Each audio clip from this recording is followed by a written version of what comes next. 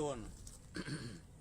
Anambra na tabo public holiday in Anambra State, declared by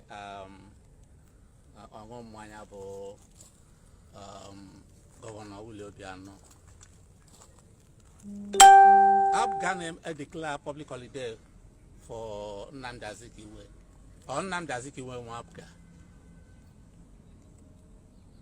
On Njenje Wapga.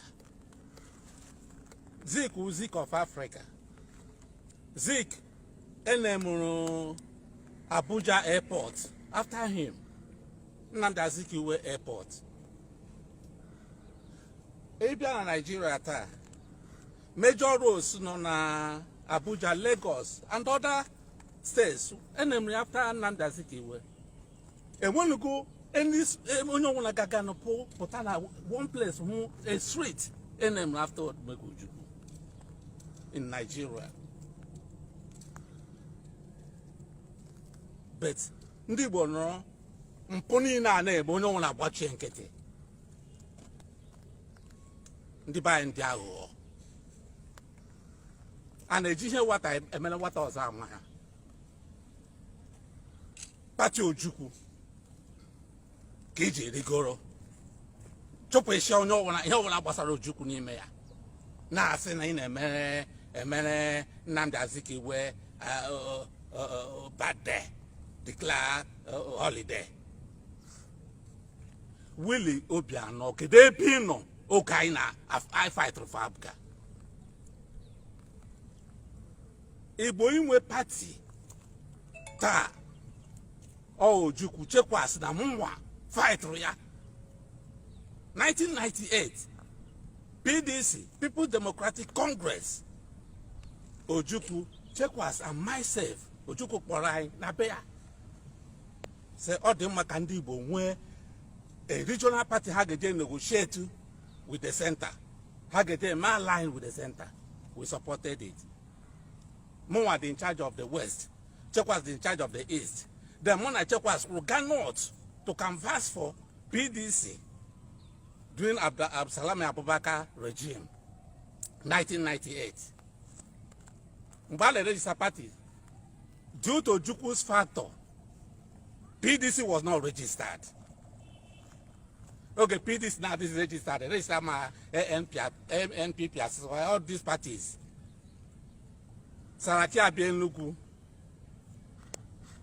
pleaded with Ojukwu to come to AMPP. Ojukwu called me from Lagos, Maga, Nenugu. Ojukwu agreed to go with AMPP. Then I checked was. I went back to Lagos. Here when I was in Nigeria, I like Romania. I told him here party, or because Ojukwu regional party, Gabarandi Buru Kamji Potawa. So Ojukwu got the AMPP. Alon Eluia, Chekwas from nowhere, single-handedly, went and registered Abga. Since all the Wapata, Ojukwu na get registered. So Ojukwu name as a member of the board of trustees. A registered say Abga. Ojukwu called me again. Mabiana Enugu. Osum lekwa here and trying to kuna Chekwas MNIO because a tira high upper head register. Now I got people together. I had to fight was for Abga. The first election, Abga won the whole southeast. PDP get the whole elections. All fighting. I'm not putting Anambra. Ojukwu reclaim Anambra State through P2P. I'm my high lord. Mbosana me account votes na oka ekwe capital be pata man support and the campaign officers here. I had to call my men to go there and make sure that the shot two of my men before happened there pata. Man today for na hena menu. Mbwana me habido Chekwas edenego. Naga Chekwas ga pass chairman. Anam na America. Ojukwu akpom. Ti achọrọ efom. Nsi ya anọkwa na America. Yes, I tried from my quarter short my trip. Nataya. Russia, but then you could tell me with him. That's a Yemen now, Namlaya, then a problem labga.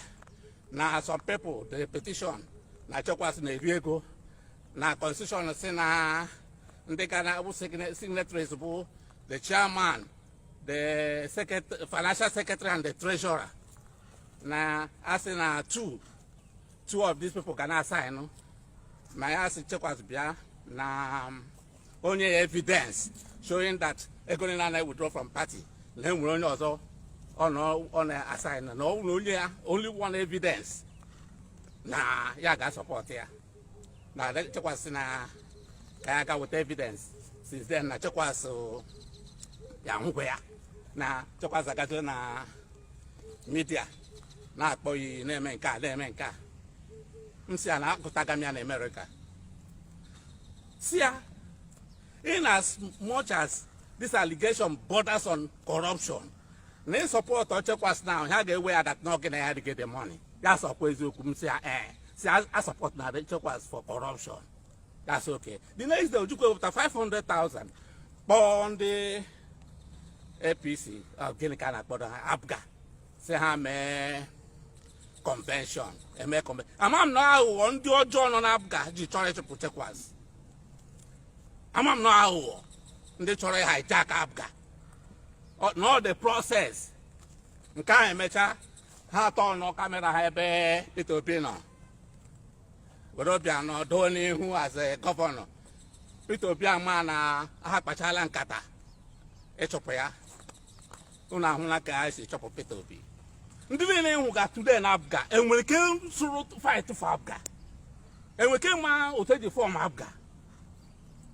Abia ha no ojo Camarodas and Abga. I have nothing against Soludo, Professor Soludo. I'm one of the people namely encouraged to go into politics and to make sure that now the president Ndibo. Governor of Anambra State. So president Alibota, no Guma. Gao number 1. So Gara and went to get beat again. Soludo the too refined to deal with all these idiots, this riffraffs on Abga. Ndoshi, and then one jobless men. Here now I will tell allocation and they have 10 billion every month, 20 million every month. And then the Abga Kajio do. Nonsense. Who has time for you? God will bring Abga down. Abga will come down. Abga didn't win any election. It was Andy Oba that won the election. And I believe the Supreme Court will give it to him. Abga will die. Because Abga is evil. Look at the only time Uwazurike, the owner of the party portal, say, only one chance to be a senator. These thieves denied her the opportunity. Party dear. And not to the scene in Zeke's birthday with Ojukwu's party. Obiano, you must have stolen a lot of money to take care of your old age. But your children will suffer for your evil doings. I tell you, ndị Igbo unu kwụsịkwana na support ihe ọjọọ. Onye ọnwụ na support ihe ọjọọ, n'ọnwa na-eru ya aka. Unu ga-akwụsị na support ihe ọjọọ. Unu hụ ga ihe ọjọọ na-eme, unu ekwuo ya. Kemgbe Obiano batara na Abga at the governor. Abga na-ama handle form ya. Ya ma na ọwa Ojukwu picture Ojukwu ka o jiri ba Abga. Ọ na-eyi na-efe ya. Emele na ọ wụrụ gọvanọ ewepụga picture Ojukwu. Ya ụzụ ka ya ka ọ na-etinye. Breeze Afghan and Omega. And Omega. Then epụtazi na-akparị Ojukwu. Akparị ihe ọbụla gbasara Ojukwu. Si na ọ ga-adịrị gị mma. Ọ gaghị adịrị gị mma. Ọ gaghị adịrị gị mma. Enwe onye a ga-eme ihe ọjọọ, ya sị na ihe ọjọọ ka ya mma.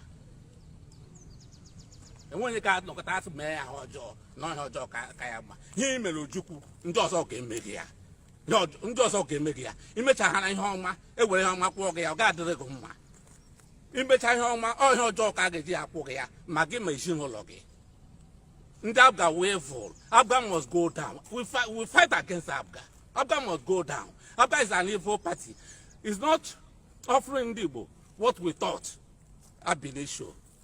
It's not, Abga is not representing Ndibo the way we wanted it. Abga must go down. What Ndibo want today is to be in the center. That is why Njenje and Ndibo got vote on APC. Because in now, although the presidential election now, Abga nwere president. Go and vote for APC. If we are Abga and APC would the same thing. Instead of voting for Abga and remaining in the cocoon, why not go to the main party, the central party, and belong there? Obiano local government party, state party. Although the presidential election, go and vote for APC. Is Abga APC? Why not bring your presidential candidate? All Emmanuel party. Emmanuel party come out as a presidential candidate of Abga. A man here with party. Mushroom party, then when he no name based on your job. Mushroom party for the unemployed, for jobless men. Nonsense. Get out.